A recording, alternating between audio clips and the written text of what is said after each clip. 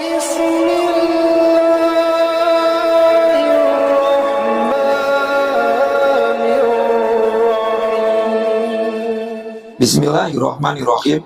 Assalamualaikum warahmatullahi wabarakatuh. Selamat datang di channel Fiduatub. Sahabat beriman yang dirahmati dan dimuliakan Allah Subhanahu wa Ta'ala. Dalam video kali ini kita akan membahas tentang ayat suci Al-Quran, yang dimana ayat ini memiliki tanda unik, tidak seperti ayat-ayat lainnya. Tanda apakah itu? Apa arti dan manfaat bagi pembacanya? Tonton videonya sampai habis biar tidak salah faham. Jika kita membaca Al-Quran cetakan Indonesia, kita bisa melihat pada surah Al-Kahfi ayat 19 itu ada kalimat yang dicetak dengan tinta merah. Kalimat itu berbunyi wal yatalatof, yang artinya hendaknya bersikap lemah lembut. Berbeda dengan Al-Quran cetakan di Timur Tengah yang tidak ditemukan kalimat merah. Dan mungkin ini hanyalah inisiatif pencetak Al-Quran di Indonesia saja, sebagai penanda bahwa itu adalah bagian paling tengah dalam Al-Quran. Kemudian masalah jumlah ayat Al-Quran yang katanya berjumlah 6.666 ini juga tidak ada rujukannya. Ada yang pernah menghitung kalau jumlah ayat Al-Quran itu totalnya adalah 6.236 ayat. Kita tidak tahu yang dimaksud yang di tengah ini secara ayat, secara kata, atau secara huruf. Karena masing-masing acuan itu tentunya punya pertengahannya sendiri-sendiri.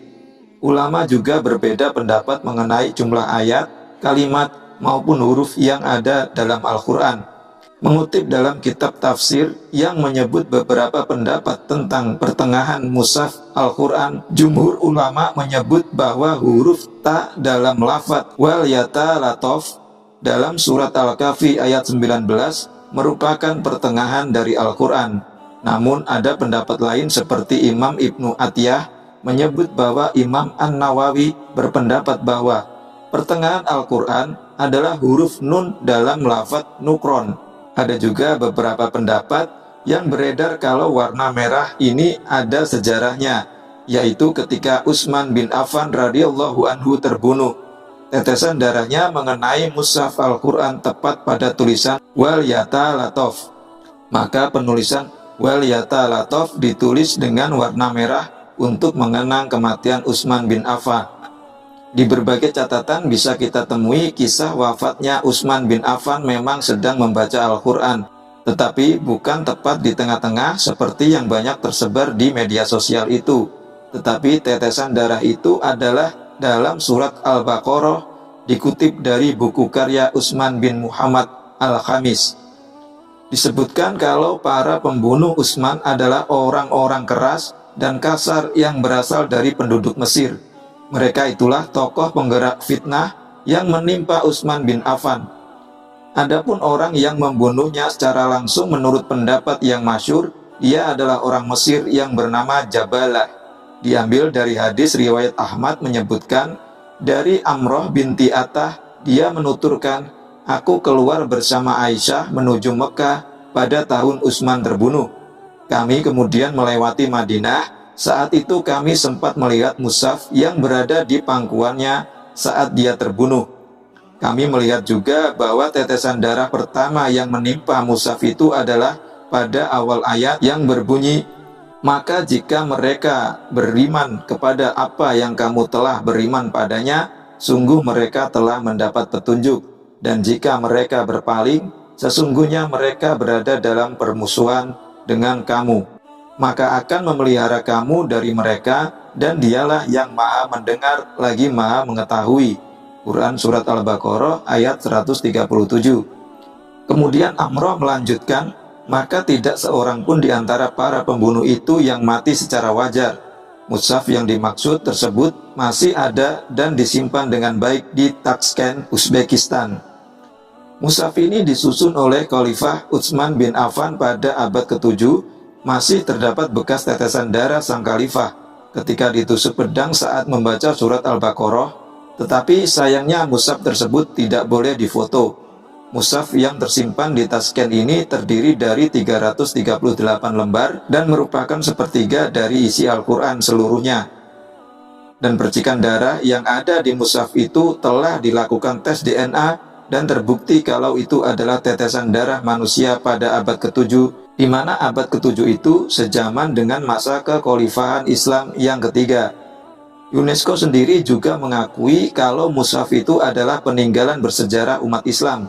Kembali ke topik tinta merah dalam Al-Quran, titik tengah Al-Quran ini jika dijabarkan juga memiliki makna yang sangat mulia. Menurut almarhum Kiai Hashim Musyadi mengatakan, bagian tengah Al-Quran ini seolah menegaskan bahwa Islam itu identik dengan kelembutan. Abah Hashim mengatakan kekuatan Islam itu ada pada kelembutannya, bukan kekerasannya.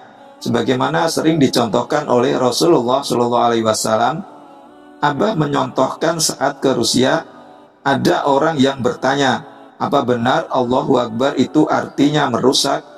Lalu Abah menjawab, tidak, itu artinya Allah Maha Besar.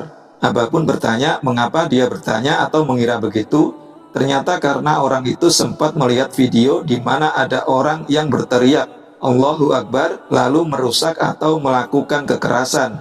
Nah, inilah yang membuat citra Islam sering dinilai negatif, padahal Islam harusnya hanya bersikap defensif, bukan ofensif. Misalnya, saat diperangi dan tidak bisa dengan cara lain. Selain kalimat yang dicetak merah itu, ada beberapa keistimewaan dari surat Al-Kahfi.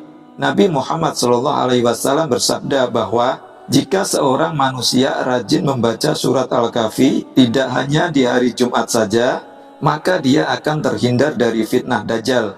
Membaca surat Al-Kahfi juga dapat mendekatkan kita pada ridho Allah Subhanahu wa Ta'ala dan mendapatkan cahaya keberkahan dari ujung rambut hingga ujung kaki. Dan jika kita membaca keseluruhannya, maka jadilah baginya cahaya antara langit dan bumi. Bagaimana pendapat kalian tentang topik video barusan? Jangan ragu untuk berbagi pemikiran kalian di kolom komentar. Dan jangan lupa juga untuk like video ini dan share ke siapa saja. Karena sebaik-baik kalian adalah orang yang mempelajari Al-Quran, kemudian mengajarkannya kepada orang lain. Hadis riwayat Al-Bukhari. Semoga kita termasuk golongan orang-orang yang beriman agar terhindar dari siksa neraka dan dimuliakan di surganya kelak. Amin, amin, ya Rabbal Alamin.